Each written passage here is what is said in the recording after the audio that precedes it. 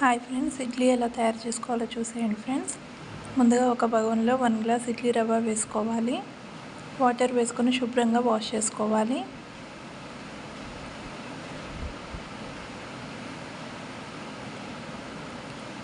Water వేసుకొని మళ్ళీ శుభ్రంగా వాష్ చేసుకోవాలి. ఇప్పుడు వాటర్ వేసుకోవాలి. ఇప్పుడు మూత పెట్టేసుకొని నానబెట్టుకోవాలి. ఇప్పుడు ఇంకొక బగోన్ తీసుకొని 1 గ్లాస్ మినపప్పు వేసుకోవాలి. కొన్ని అటుకులను వేసుకోవాలి. కొన్ని మెంతులను వేసుకోవాలి. వాటర్ వేసుకొని శుభ్రంగా వాష్ చేసుకోవాలి.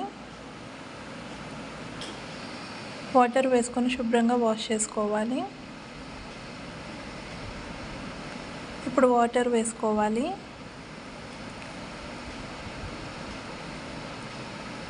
మూత పెట్టేసుకొని నానబెట్టుకోవాలి.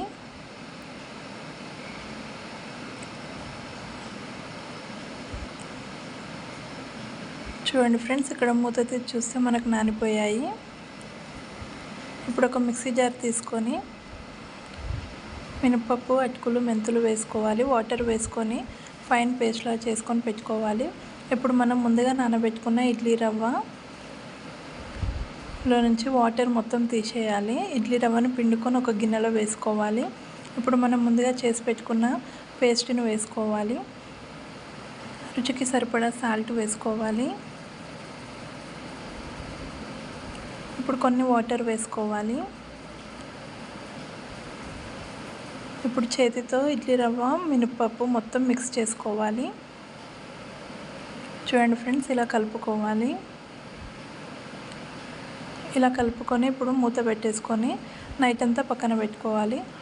మార్నింగ్ లేచిన తర్వాత మూత తీసి చూస్తే చూడండి మనకు పిండి ఎంత బాగా పులిసిందో. ఇప్పుడు ఇలా ఒకసారి మొత్తం మిక్స్ చేసుకోవాలి. ఇప్పుడు ఇడ్లీ పాత్రను తీసుకోవాలి. కొన్ని వాటర్ వేసుకోవాలి. ఇడ్లీ ప్లేట్స్కి కొద్దిగా ఆయిల్ వేసి అప్లై చేసుకోవాలి. ఇడ్లీ పాత్రలో పెట్టేసుకొని ఇప్పుడు ఇడ్లీ పిండిని వేసుకోవాలి.